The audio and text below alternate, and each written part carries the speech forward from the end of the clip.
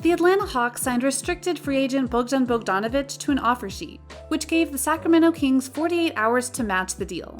After taking nearly the entire time, the Kings decided to let the 28-year-old guard walk after refusing his $72 million proposal. So Bogdan Bogdanovic walks straight into the open arms of Atlanta, officially making him a Hawk. In this video, we're taking a look at 10 reasons Bogdan Bogdanovic will make the Hawks unstoppable. Now is the time to hit that like button, subscribe, and ring the notification bell. Number 10. Bogdan is a sharpshooter. What attributes does Bogdan bring to the Atlanta Hawks? Well, for the most part, he's an above-average perimeter shooter. Previously, the Hawks were the worst three-point shooting team in the league. This is something he'll help turn around, and Atlanta is giving him a handsome ransom of a salary to assure he brings it. Although Bogdanovic's numbers don't jump off the page, making him outstanding like Steph Curry, he did muster up a 37.2% of his three-pointers last season. And when you consider the volume of shots he took, the shock factor sets in, and you understand why he's dangerous at the perimeter and not to be left unguarded out there. He averaged 7.2 attempts from deep last year. That was actually more than anyone on the Hawks, excluding Trae Young. That's even more impressive since he didn't warm the bench as much as he did in his post-rookie seasons. He was a starter for 28 of the 61 games he appeared in. Bogdan has a great feel for the game. Team resident of basketball operations Travis Schlenk iterated. He continued by saying, "And we expect him to be a great fit for us with his high-level offensive skill set, experience, and toughness." Bogdanovic, who is reaching the prime of his career at almost 30 years old, gives an up-and-coming Hawks squad an established scorer. This is a relief, as the Hawks had relied on inconsistent outputs from still developing perimeter options of DeAndre Hunter, Cam Reddish, and Kevin Huerter just last year. Now, they have a reliable Bogdan who actually qualifies for the title as sharpshooter, capable of 15 points on most nights. This relief provides a win-now value as it enables Hunter, Reddish, and Huerter to grow outside of the spotlight and strike their opponents with a surprise attack. Number 9. Crafty interior scorer. His perimeter antics aren't the only arsenal on his person. Bogdan is also a crafty interior scorer who uses his long arms to score even against taller opponents. This offsets his lack of athleticism, which allowed him to shoot 53.2% on his two-point shots just last season. And even though he took just 1.7 mid-range shots per game, most of his buckets are coming from range or around the rim, and he can do both well. Number 8. Offense. Defensively, it's a different story. So, the Hawks intend a different form of preemptive strikes. Unlike his offense, where he plays better than his numbers indicate, Bogdanovic isn't a great defender. But he did average 1 steal per game in each of his last 2 seasons. And with his athletic mojo of mediocre level, it's hard for him to stay in front of the elite cutters. So his backcourt fit with Trae is a bit questionable. The additions of Rondo, Dunn, Snell, and Clint Capella will help with that, but that's not their core strategy. The Hawks are paying Bogdanovic $18 million per year for offense. So their strategy is to use the spear and spare the shield. On that tip, they could puncture their targets, overwhelming the defense. They intend a full-on blitz of offense that is unbearable for the defense. Number 7. Playmaker. Since Atlanta's new trick is to strike hard with offense, Bogdanovic will make for an effective sharpshooter on the Hawks roster. And although he's nearing 30, he certainly has room to grow even more as he's already a prolific secondary playmaker.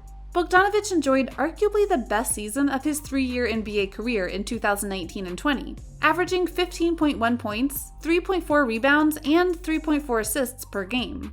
And he was also an asset while on the Kings, as he earned a promotion to the starting lineup and helped lead the Kings to a 16-12 record during his 28 games as a starter. Number 6. Expected to reach the playoffs.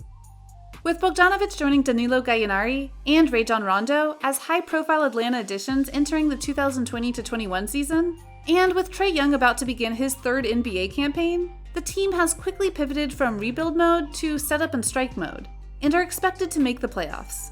Atlanta now has the potential of emerging as a major threat to all of their Eastern Conference rivals even more. The 76ers, Pacers, Bucks, and Raptors face unique roster-building challenges that the Hawks so far have already seemed to manage. It seems they're already ahead of the curve, according to their strategy. Number 5. Explosive scoring unit. What might Atlanta's 2020-21 starting lineup look like?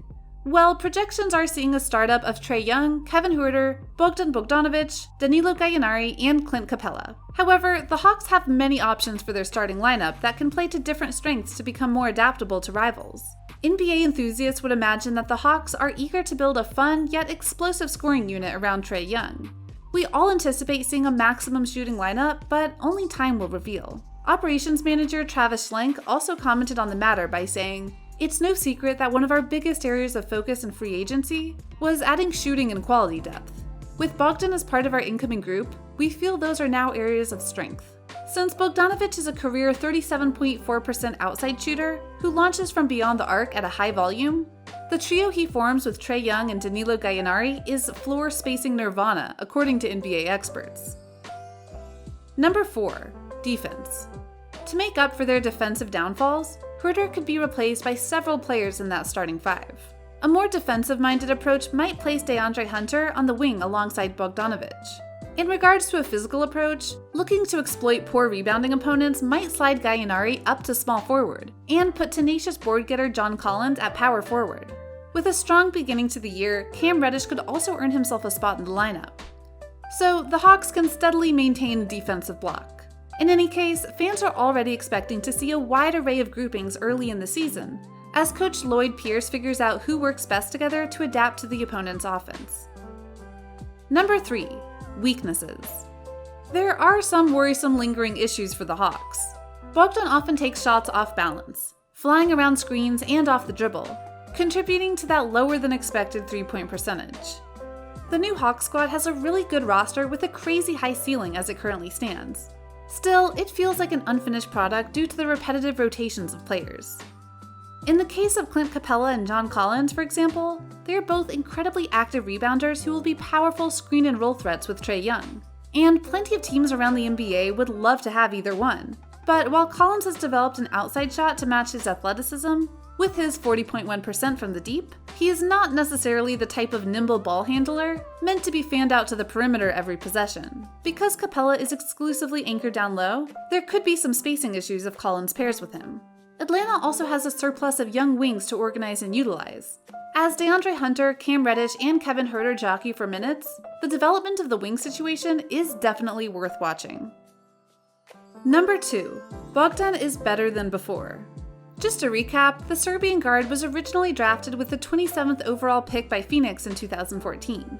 Then, his rights were traded to Sacramento in 2016, and a year later, he joined them. He spent 3 seasons with the team and consistently improved in each year. In 2019-20, Bogdanovic averaged a career-high 15.1 points per game, and he's projected to either maintain that standard or improve.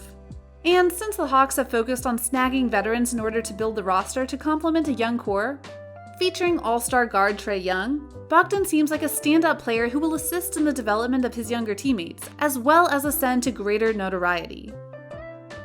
Number 1. The freedom of being a free agent. It's true that financial flexibility and happy star players are among the perks of being a team on the rise rather than one fighting to avoid stagnation. And we've all witnessed Bogdan Bogdanovic dominating NBA free agency, since he famously decided to opt out of his contract, passing on the chance to sign for the Milwaukee Bucks. The Serbian swingman joined the Sacramento Kings in 2017 and quickly established himself as a sharpshooter in the Kings' ranks, giving him even more acute formidability on the court and on the negotiating table.